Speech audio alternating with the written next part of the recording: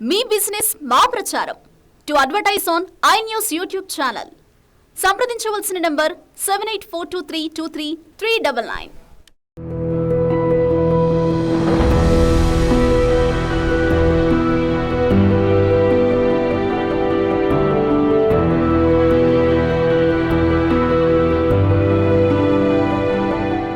నమస్తే, welcome to in depth. నేను జానకి. దేశ విదేశాల్లో జరిగే తాజా అంశాలను లోతుగా విశ్లేషించే ఇన్డెప్త్ కార్యక్రమానికి స్వాగతం.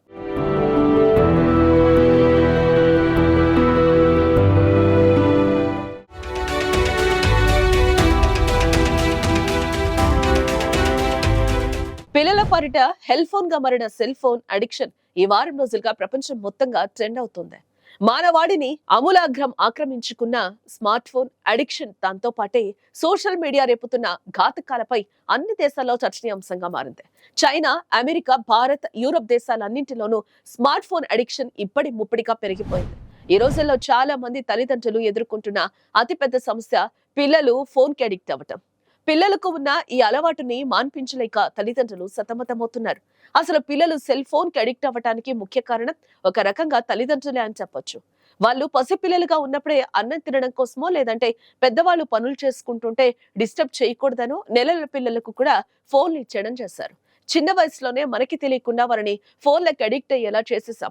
సహజంగానే చిన్న పిల్లల్లో ప్రతిదీ తెలుసుకోవాలనే జిజ్ఞాస కారణంగా తేలికగా ఆ మాయలో పడిపోయారు. అరచేతిలో కదిలే రంగురంగుల బొమ్మలని చూపించే ఫోన్ కి ఉన్నపడంగా అట్రాక్ట్ అయ్యారు. చూస్తుండగానే అదో వ్యసనంగా మారింది. చివరికి సెల్ ఫోన్ కి ఎంతలా అలవాటు పడ్డారంటే నిద్ర లేచింది మొదలు నిద్రపోయేదాకా ఆ చిన్న స్క్రీన్ చూడటంతో గడిపేస్తున్నారు. భోజనం చేస్తున్నా, ఒంటరిగా ఉన్నా, కుటుంబ సభ్యులందరి మధ్య ఉన్న, స్నేహితులతో ఉన్నా ఓ కన్ను దానిపైనే ఉంటుంది. ఇప్పుడు ప్రభుత్వాలు నిద్రలేస్తున్నాయి. అలాంటి వారి జీవితాలు నాశనం అవుతున్నట్టు గుర్తించాయి. పిల్లల్ని రీల్స్ లైఫ్ నుంచి రియల్ లైఫ్ వైపు మళ్లించేందుకు ప్రణాళికలు రచిస్తున్నాయి.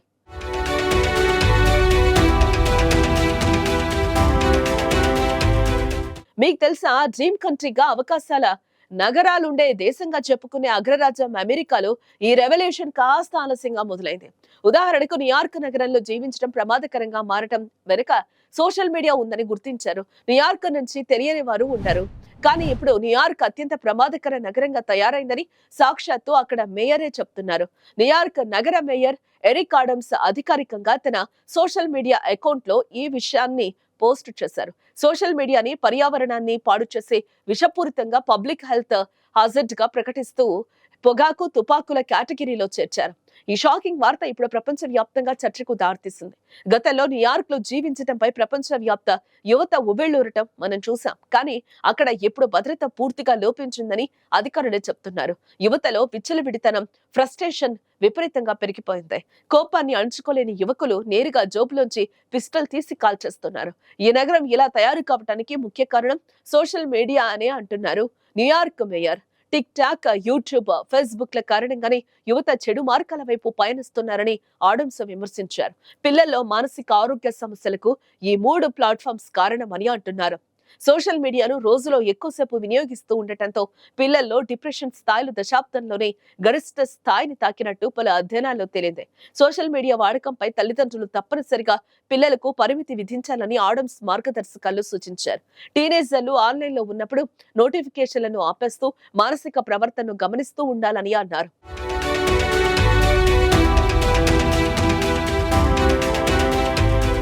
టిక్ టాక్, యూట్యూబ్, ఫేస్బుక్ లాంటి సోషల్ మీడియా ప్లాట్ఫామ్లు పిల్లలను వ్యసనపరులుగా మార్చేలా ఫీచర్స్ ను అందుబాటులోకి తెచ్చి పిల్లల్లో మానసిక ఆరోగ్య సంక్షోభానికి ఆజ్యం పోస్తున్నాయని తెలిపారు. తమ నగర టీనేజర్లను వీటికి బానిసలుగా మారకుండా మార్గదర్శకాలు జారీ చేసినట్టు చెప్పారు. వీకెండ్ సమయాల్లో 77% మంది హై స్కూల్ విద్యార్థులు హోంవర్క్ ను వదిలేసి రోజులో 3 లేదా అంతకంటే ఎక్కువ గంటల సేపు స్క్రీన్ కు అతుక్కుపోతున్నట్టు అధికారులు గుర్తించారు.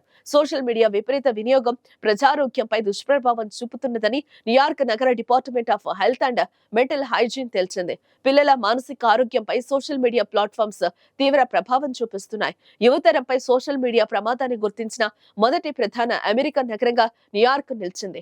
పొగాకు, తుపాకీలతో జరిగే ప్రమాదాల మాదిరిగానే సోషల్ మీడియాను ప్రజారోగ్య ప్రమాదంగా పరిగణిస్తున్నామని మేయర్ ఆడమ్స్ ప్రకటించారు. సామాజిక మాధ్యమాల వాడకంపై మార్గదర్శకాలు తయారవుతున్నాయి. అయితే ఈ పరిస్థితి ఒక్క అమెరికాలోని న్యూయార్క్ నగరంలో మాత్రమే లేదు, ప్రపంచ వ్యాప్తంగా ఉంది. మన దేశంలోనూ ఉంది. కానీ ముందుగా గుర్తించింది న్యూయార్క్ నగరం మాత్రమే కాదు, చైనా కూడా గత సంవత్సరమే ఈ విషయంపై వచ్చిన అధ్యయనాలను పరిశీలించి రాబోయే తరాలు నష్టపోతున్నట్టు గుర్తించాయి. వెంటనే ఆ విషయంలో చర్యలు కూడా చేపట్టింది.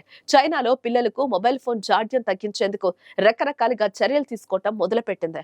కొత్తగా తీసుకోబోతున్న చర్యల్లో భాగంగా పిల్లల ఫోన్లు రోజులో కేవలం 2 గంటలు మాత్రమే పనిచేస్తాయి.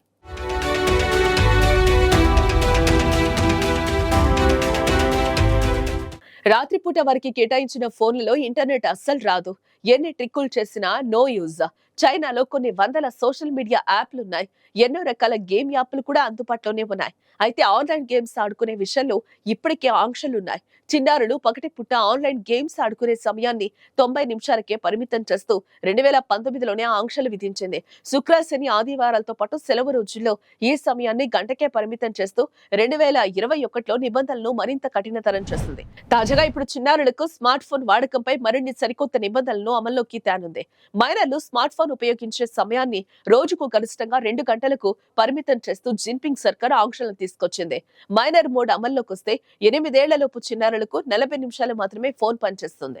3 ఏళ్లలోపు పిల్లలకు ఇంటర్నెట్ సర్వీస్ ప్రొవైడర్లు చిన్నపిల్లల పాటలు, విద్యకు సంబంధించిన విషయాలను ఆడియో ద్వారా మాత్రమే ప్రసారం చేయాలని సూచించారు. రాత్రిపూట ఇంటర్నెట్ అస్సలు ఉండదు. ఇప్పటికే చైనా అంతర్జాల నియంత్రణ సంస్థ అయిన cyber space administration of China CSC ఇందుకు సంబంధించిన నిబంధనల ముసాయిదాను విడుదల చేసింది. దీని ప్రకారం మైనర్లకు రాత్రి 10 గంటల నుంచి ఉదయం 6 గంటల మధ్య ఇంటర్నెట్ లోని చాలా సేవలు మొబైల్ ద్వారా అందుబాటులో ఉండవు. అయితే ఈ ఆంక్షల నుంచి కొన్ని సర్వీసులకు మినహాయింపు ఇచ్చారు. మైనర్ల శారీరక, మానసిక అభివృద్ధికి తోడ్పడే యాప్స్, ప్లాట్ఫామ్లకు మాత్రం ఆంక్షలు వర్తించవు. యూత్ మోడ్ ప్రవేశపెట్టిన తర్వాత సానుకూల ఫలితాలు వచ్చాయని CSC వెల్లడించింది.